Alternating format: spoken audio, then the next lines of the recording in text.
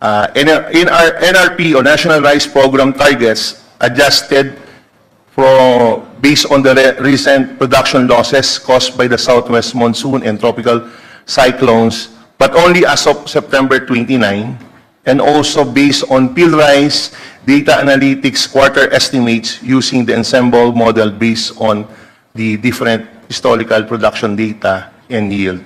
Considering these factors, annual palay output is projected at 20.29 to 20.51 million metric tons, or around 12.8 to 12.9 million metric tons of milled rice. This indicates that domestic supply is sufficient to meet current and near-term rice requirements, even with a 60 to 120-day import suspension. Next slide. This is just a detailed representation of what I presented earlier, doing a sensitivity analysis for a 60-day, 90-day, and 120-day import ban. Next slide, please. However, as of September 29 to October 3, 2025 monitoring reports from the regional offices, it shows fresh palay prices range from as low as 7.5 to as high as 18.20 per kilo of fresh palay, while the dry palay ranges from 11.09 to 25 per kilo, with a prevailing price of 23 per kilo. These figures reflect ongoing variability in farm gate prices across regions and highlight areas where farmers are still receiving lower than expected returns, or lower than its cost of production. Next slide. In terms of prices of imported and local regular and well-milled rice, based on the data of DA Bantay Presyo, prices of imported well-milled and regular milled rice were at 43.28 and 37.35 peso per kilo. On the other hand, local well-milled and regular milled rice prices were at 43.1 and 37.79. So it's observed that both imported well-milled rice and local regular milled rice prices have decreased by 1.5 to 0.1 respectively as compared to last week, whereas imported regular milled and local well-milled rice have very minimal changes so far.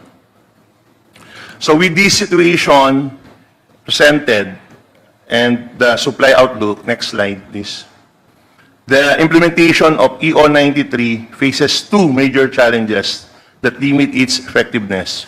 One is the NFA capacity constraints remain a significant issue. Nationwide warehouse utilization is nearing or at full capacity, which severely restricts the NFA's ability to procure additional palay. Addressing this challenge will require funding to lease additional warehouses and secure more storage space. Second, weather-related impacts continue to affect operations, especially in the Luzon area. Recent typhoons and continuous rains during the harvest season have created difficulties in drying and storing palay, increasing the risk of grain deterioration. As a result, these challenges, farm gate prices remain low in some areas, highlighting the need for additional measures to support our farmers. Now, our ongoing and next steps, next slide please. We have policy options under consideration. One is to extend the import suspension, which the Secretary will explain later, provision of price support mechanism, logistical assistance to NFA and drying storage facilities. And all of these are undergoing drafting of an executive order, and review of measures is underway. Next step. Sir Secretary. Okay. Thank you, Sir Chris.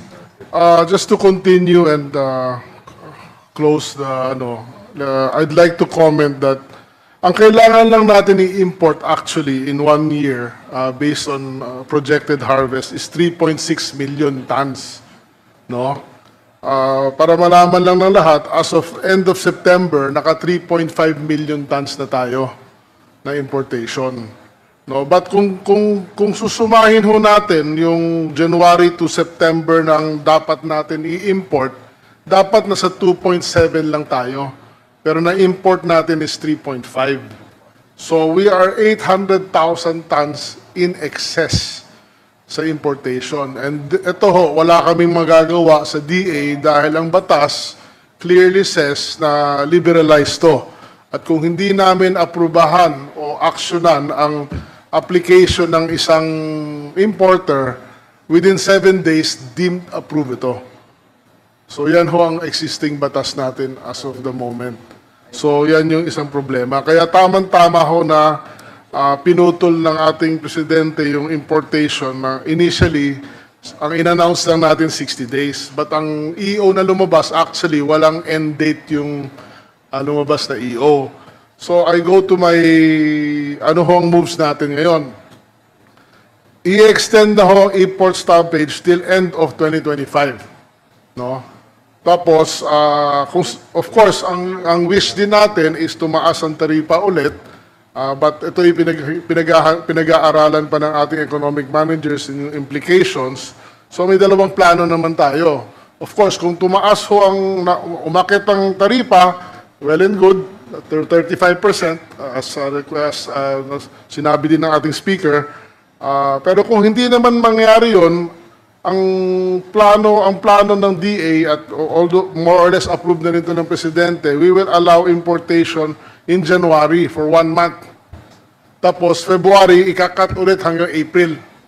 No, para yung harvest season natin ng mid-February until end of April, wala na namang import. So parang this is already thinking ahead on two options, taas yung taripa or stop again. But I believe we have to import by January just to make sure kasi ang imported stocks naman natin na hininto natin ng September, tingin ang estimate ng DA, mauubos yan ng end of November. So December, we will be running purely on local stocks. Walang imported rice na well-milled. So medyo delikado rin yung ganun sitwasyon. So malamang kailangan Enero magpasok tayo ng at least 300,000 tons lang. Ang paniwala ng DA at sa personal calculation ko, ang dapat pumapasok lang buwan-buwan is 300,000 tons or 3.6 million a year. And last year, ang in-import ng Pilipinas is 4.8 million tons. So may carry over pa actually tayo from last year's over-importation ng mga 1.5 million tons. That's why we are in this situation now. So yun yung plano dyan. Meanwhile, meron tayong hinihintay na EO mula sa at Malacanang na nandun nakalagay sa EO. One is yung minimum floor price natin of palay and rice by government procurement. Tapos wala din kasama sa EO yung hindi pwedeng bumili ngayon ng LGU or any Philippine government agencies ng bigas na imported. Anong nangyari kasi, kaya malaki din yung ating stock sa NFA. Dapat pwede tayo mag-dispose kung may bagyo o kaya may kalamidad. Ang problema, nung may bagyo o may kalamidad, hindi nakapagbenta ang NFA kasi ang presyo namin 33. Ang gusto ng merkado, mas mababa at imported nakakabenta ng 26. Kaya halos lahat, bumili, alam naman nyo siguro niyan yung mga LGUs, nung kalamidad, bumili ng imported na bigas. So, yun ang isang EO. Then, another EO, hinihingi namin ng 3 billion fund for warehouse logistics and to procure storm damage palay sa storm or flood damage palay. So, hinihintay din natin yon. Plus, emergency procurement of warehouses nga or emergency lease. Sa ngayon, wala sa batas na pwede kaming gumawa niyan. Kailangan na yung pabid. Baka tapos na yung harvest season bago magawa. Kaya hopefully within the next few days lumabas na yung EO para makagalaw kami ng kahit papano. So yun lang, Mr. Chair, yun ang position ng DA as of the moment moving forward. Thank you. And of course, we support ho lahat ng binanggit ni Speaker sa kanyang opening statement today. And I think the DA is aligned naman with the thoughts of the Speaker moving forward. And I think ever since naman, I would like to say na through the leadership of Kong Mark Inverga and the team sa Agri, no, aligned naman palagi ang DA sa Congress eh. Diba? Even yung last amendment ng RTL, aligned na aligned ang Congress and DA. Problema na yung mga major salient points na napaka-importante na-shoot down sa Senado, dun sa office nila Cynthia Villar, mga Senator Cynthia Villar. So, yun lang ho. At yun ang katotohanan, yun ang sitwasyon at hoping to have a good deliberation and change of ideas today. Thank you ho. Yes. Thank you very much, Mr. Secretary, Secretary Kiko Francisco Chu Laurel. Thank you, Sec. Chris. The Honorable Speaker, would you like to avail of the question hour? The Honorable Chair, Miro. Mr. Chair, maybe you can also ask the NFA and maybe the BOC as well as, I think PIDS is here, tama ba? So we can get at least on the economic side. Okay. Would it be okay with the members that we hear from NFA and BOC? No? And DOF is here. Sige, so we'll allow them to give a short remark. So at least alam natin direction. Admin Larry, do you have a prepared statement? Yes, sige, please, please.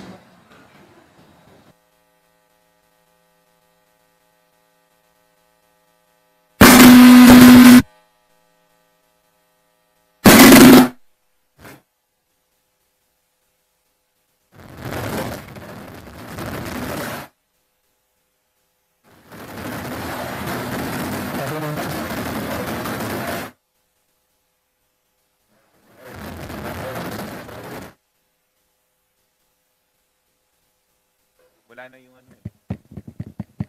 Sige. Oh. Hello, hello.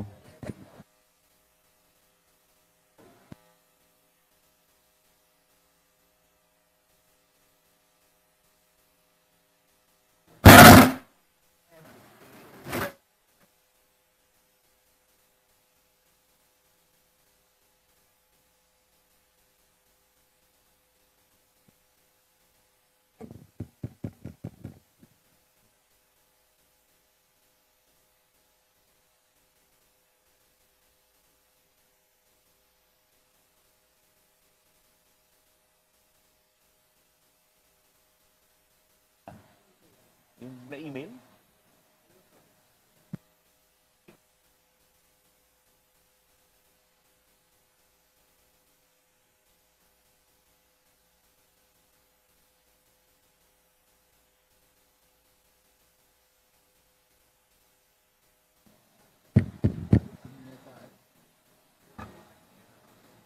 Check this thing.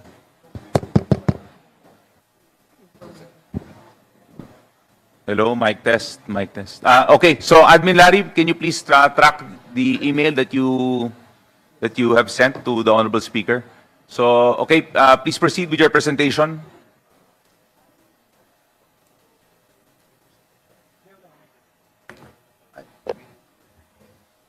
Thank you, Mr. Chair. Thank you po, Mr. Speaker. I think yung presentation kasi namin naka-include na dun sa DA, yung portion ng NFA. So, salamat po. Yeah, can you give us at least more detail siguro dun sa siguro the inventory at saka siguro paalam mo naman kung ilang percent na nabibili mo sa ito for this harvest season. Siguro give us a general overview. Admin Larry, please.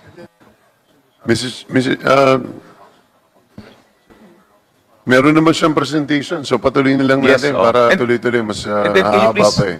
Go ahead. Sorry, Chair Miro, just to add lang, yung warehouses na nabanggit na ninyo, have you already rented? So please include that in your presentation. Thank you po, Mr. Chair.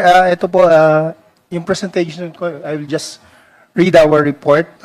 So far, from January to date, nakapagbili na po tayo ng 62% of our target, and we will be procuring for the remainder of the year, 4 million bags of palay hanggang December.